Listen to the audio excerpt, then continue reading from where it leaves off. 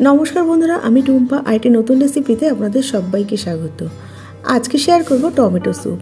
शीतकाले गरम गरम सूप खेते किन्तु आमरा कम बेशी सबाई भालोबासी, और ता जोदि हय कोनो झामेला छाड़ाई ताहले तो कोनो कथाई नेই।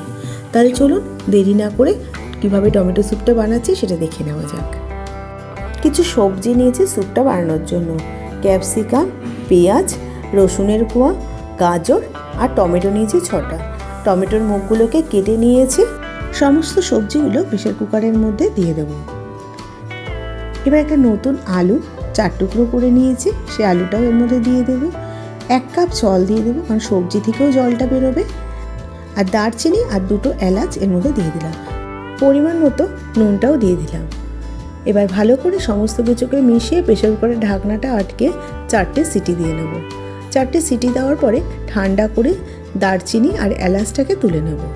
এবার ব্লেন্ডিং জার নিয়েছি, এবার জারের মধ্যে সেদ্ধ করা সবজিগুলো দিয়ে দেব। এবার মিক্সির ঢাকনাটা আটকে মিক্সিতে ব্লেন্ড করে নেব। এবার একটা ছাঁকনি নিয়েছি, গামলার মধ্যে করে ছাঁকনির সাহায্যে পেস্ট করা যে সবজিগুলো সেগুলো ছেঁকে নেব। সবজি সেদ্ধর কোনো দানা থাকলে ছাঁকনিতে আটকে যাবে আর স্যুপটা খাওয়ার সময় মুখে আর পড়বে না। অবশ্যই কাজটা একটু ছাঁকনিতেই করে নিতে হবে। ছাঁকা হয়ে গেছে পুরোটাই।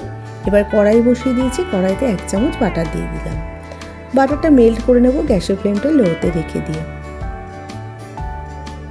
বাটারটা মেল্ট হয়ে গেছে। এবার রসুন কুচি দিয়ে দিয়েছি, 10-12টা রসুনের কুচি আর কিছুটা আদা কুচোনো এর মধ্যে দিয়ে দিলাম। আদা রসুনটাকে দিয়ে গ্যাসের ফ্লেমটা লোতে রেখে 5-6 মিনিট সময় ধরে একটু নাড়াচাড়া করে স্যুপটা যে ছেঁকে রেখেছিলাম ছাঁকনিতে সবজি সেদ্ধ সেটার মধ্যে দিয়ে দিলাম। পরিমাণ মতো নুনটাও দিয়ে দিলাম। আর যেহেতু স্যুপ গোলমরিচ তো আসবেই, তাই 1 চামচ গোলমরিচের গুঁড়ো দিয়ে দিলাম। গোলমরিচ আর নুনটাকে দিয়ে ভালো করে মিশিয়ে নিচ্ছি। এবার কালারের জন্য 1 চামচ সয়া সস আর টমেটোর একটা সুন্দর ফ্লেভার আসার জন্য 1 চামচ টমেটো কেচাপ এর মধ্যে দিয়ে দিলাম। টমেটো কেচাপটা পুরোটাই অপশনাল, যদি পছন্দ না করে নাও দিতে পারেন, তবে দিলে একটা টমেটোর সুন্দর ফ্লেভার আসে। এবার যেহেতু টমেটো স্যুপ 1/2 চামচ চিনি দিয়ে দিলাম।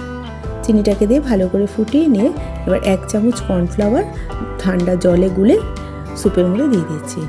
স্যুপটার মধ্যে কিন্তু কর্নফ্লাওয়ারটা যখন দেবো তখন স্যুপটা কিন্তু অনবরত নাড়তে হবে, নাহলে লামস ধরে যেতে পারে। কর্নফ্লাওয়ারটা দিয়ে ভালো করে নাড়িয়ে নিয়ে 4-5 মিনিট সময় ধরে ফুটিয়ে নিয়ে 1/2 চামচ বিট নুন দিয়ে দিলাম। এই বিট নুনটা দিলে স্যুপের স্বাদটা খুব সুন্দর হয়।